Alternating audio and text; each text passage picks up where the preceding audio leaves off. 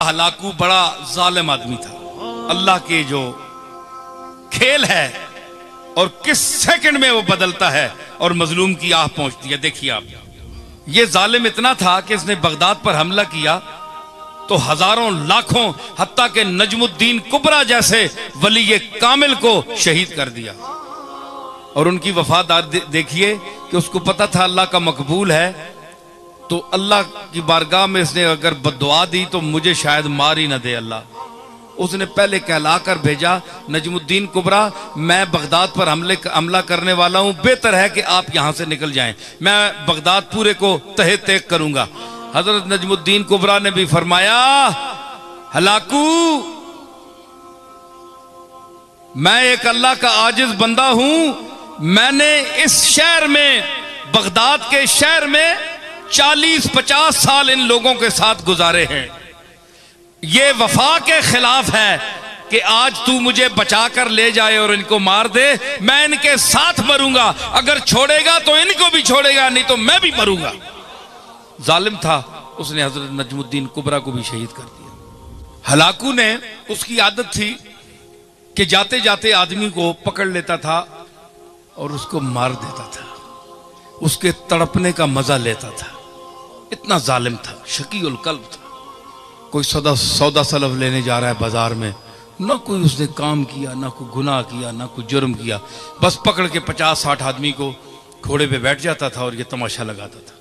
ये मरता किस तरह है, जान किस तरह निकलती है, वो खेलता था और मुस्कुराता था, फड़कने का मजा लेता था हलाकू। एक दिन उसने ऐसा किया कि 2-3 कतारें आदमियों की खड़ी कर दी और जल्लाद से कहा इनके सर कलम करो।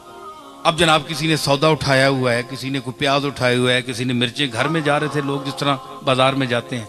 उन्होंने कहा किस गुनाह में हमें मार। उसने कहा बस देखो हलाकू सामने खड़ा है घोड़े पे, उसके हाथ में एक नींबू था, उससे खेल रहा था। अच्छा, अब अगली सफ जो मरनी शुरू हुई, एक का सर गया, दूसरे का, तीसरे का। सफ पहली, एक बूढ़ा आदमी आखिर में खड़ा था।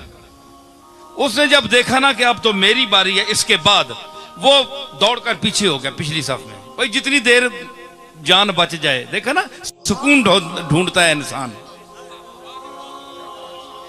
उस पर तो छुरी चल गई ना तो सुकून ढूंढता है मुर्गा हाथ पांव मारने में, और इस पर चलने वाली है, ये पहले ही सुकून ढूंढ रहा है। तो उसने, वो पिछली सफ में हो गया। जब पिछली सफ में गया ना तो वो सफ जब खत्म हुई ना, उस बाबे के पास पहुंचे तो वो तीसरी में चला गया, तीसरी में चला गया। और अब हलाकू के लिए बड़ी अजीब ये एक तमाशा बन गया कि इस बेवकूफ को देखो, इसको मेरे तलवार से कौन बचा सकता है। ये 50-70-100 आदमी मार दिया मैंने, पहली सफ भी गई, दूसरी भी गई, अब ये बेवकूफ कहां तक बचेगा। अब तो इसके पीछे कोई सफ भी नहीं है, तीसरी सफ है। जब जैसे तीसरी सफ को कत्ल करना शुरू किया, लुत्फ आ रहा है कि नहीं नई बात। हाँ, तीसरी, अब देखे मैं वो जुल्म की बात कर रहा हूं और वो किस तरह सुनता है। तो जब वो तीसरी सफ पे कत्ल शुरू हुआ ना, तो आखिरी जब बाबा रह गया ना, तो हलाकू ने कहा जल्लाद से कि 1 मिनट रुक जा, इसको ना मारना। वो अब उसने गेंद, वो नींबू पकड़ा हुआ है, खेल रहा है, उसके सामने आ गया। उसने कहा भाई बाबा बताओ कि पहली सफ में तू भागकर दूसरी आया सफ में, दूसरी सफ में जब आखिरी वो नौबत आई उस तक, तो तू तीसरी में आ गया। अब बता तुझे कौन बचाएगा, अब किधर जाएगा। बाबे ने आसमान की तरफ देखा, है जी, ये आ है खामोश आ। तो उसने कहा अब बताओ, अब तुम्हें कौन बचाएगा। वो खामोश फरियाद जब आसमान की तरफ देखा तो उसने कहा मैंने तो पहली सफ को इसलिए छोड़ा कि शायद मैं दूसरी में बच जाऊं, दूसरी को इसलिए छोड़ा ताकि तीसरी में बच जाऊं। और उसने कहा कैसे बच सकते हो। उसने कहा कि वो चाहे तो एक लम्हे में इनकलाब आ सकता है। यूं उसे किया ना, तो उसने कहा कैसे। हलाकू ने कहा कैसे, यूं किया, वो नींबू छूट गया हाथ से।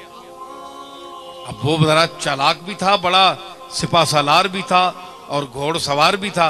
उसने जरा अपनी चाबुकदस्ती और चालाकी और फुर्ती दिखाना चाहिए।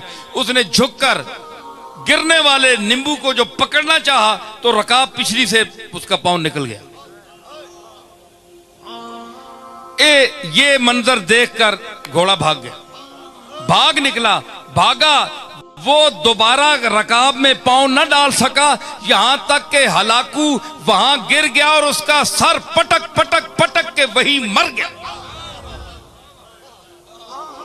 बाबा वहां खड़ा हुआ देख रहा है कुदरत को, अल्लाह की कुदरत को देख रहा है, और जो उसका अमला था वो हैबत ज़दा हो गया उस बाबे को देखकर कि इसने क्या तमाशा बना दिया एक लम्हे में।